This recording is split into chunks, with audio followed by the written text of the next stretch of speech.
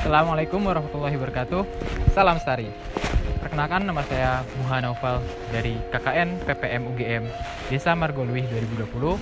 Di sini saya akan menjelaskan apa saja hewan-hewan liar yang sering berada pada daerah pertanian dan juga bagaimana penanganan jika kita bertemu dengan satwa liar tersebut.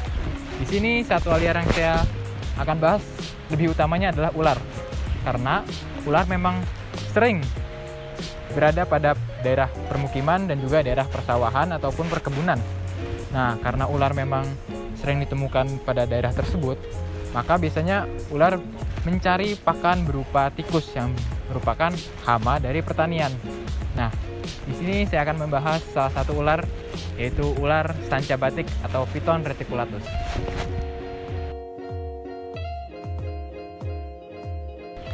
Sekarang di depan saya terdapat salah satu jenis ular yang bernama Piton reticulatus atau sanca batik.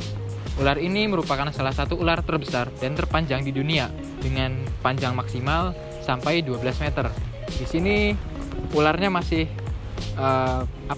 hitungannya belum besar atau masih kecil sehingga panjangnya tidak terlalu menakutkan.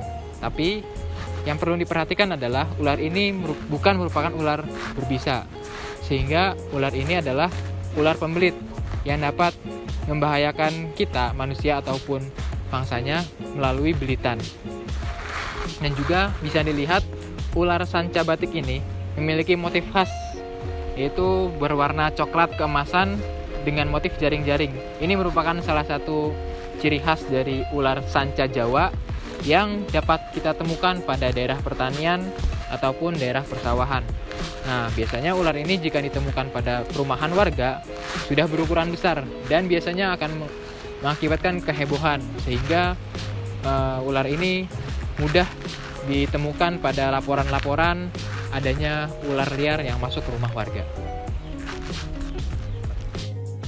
Berikutnya adalah perlakuan handling dan restraint. Jika kita bertemu dengan salah satu ular, misalkan kita bertemu dengan ular ini, maka kita perlu diperhatikan juga apakah ular ini berbahaya ataupun galak ataupun masih tenang-tenang saja.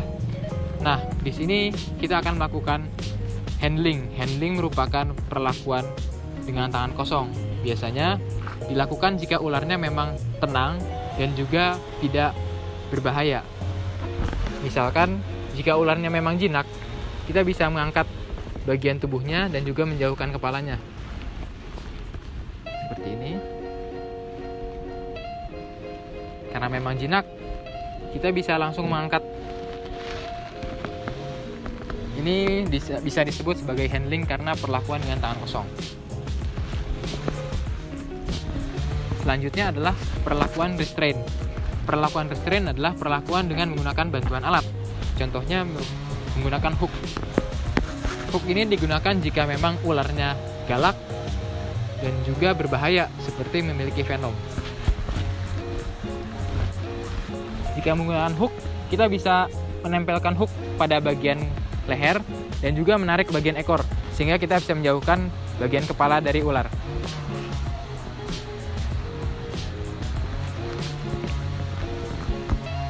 Jika kita tidak menemukan hook dan juga kita takut untuk mendekati ular, kita bisa menutupi penglihatan ular menggunakan kain sehingga dia tidak bisa mendeteksi di mana keberadaan kita. Contohnya seperti ini. Jika sudah seperti ini, kita bisa langsung mengambil bagian kepalanya dan juga kita bisa memindahkannya ke tempat lain dan ular ini tidak bisa mengetahui keberadaan kita. Seperti itu. Berikutnya, jika kita bertemu dengan ular yang memang ukurannya besar, kita perlu bersama kawan ataupun bersama orang lain yang bisa membantu kita dalam menangani ular. Di sini saya akan dibantu bersama kawan saya, Rafiq, dari Fakultas Kedokteran Hewan UGM. Ya, di sini selanjutnya kami akan menjelaskan tentang bagaimana cara kita mengatasi apabila terjadi konflik hewan liar itu merupakan hewan yang besar dan galak. Sebagai contoh, ini ada Reticulatus python. Ini adalah ular yang cukup ganas dan ini dapat menyerang kita kapanpun dia mau. Sebagai contoh, ini ularnya udah nyerang. Dan untuk mengatasi ini, ular yang lebih dari 2 meter, kita perlu bantuan rekan. Ini ada teman saya dari KSSL UGM atau kelompok studi satwa liar untuk membantu saya mengevakuasi ular ini. Oke. Pertama-tama kita harus mengeluarkan ularnya.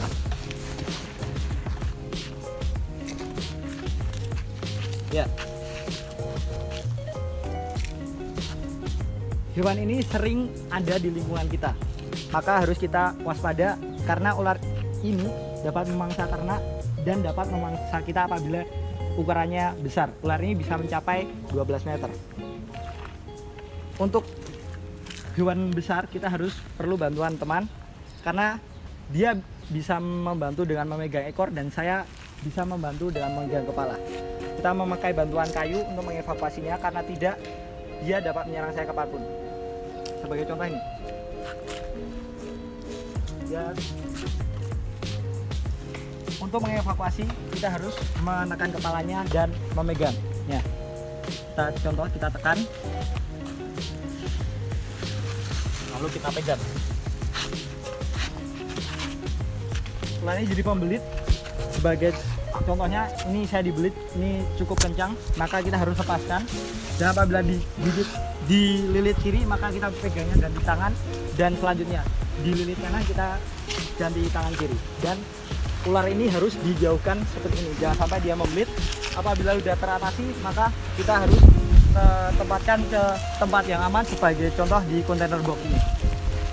Caranya yaitu pertama ekor dulu kita masukkan,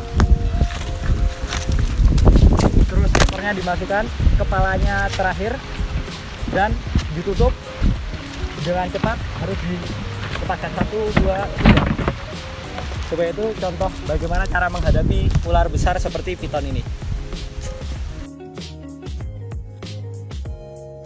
Ini adalah pembahasan tentang burung predator yang sering berada pada daerah pertanian.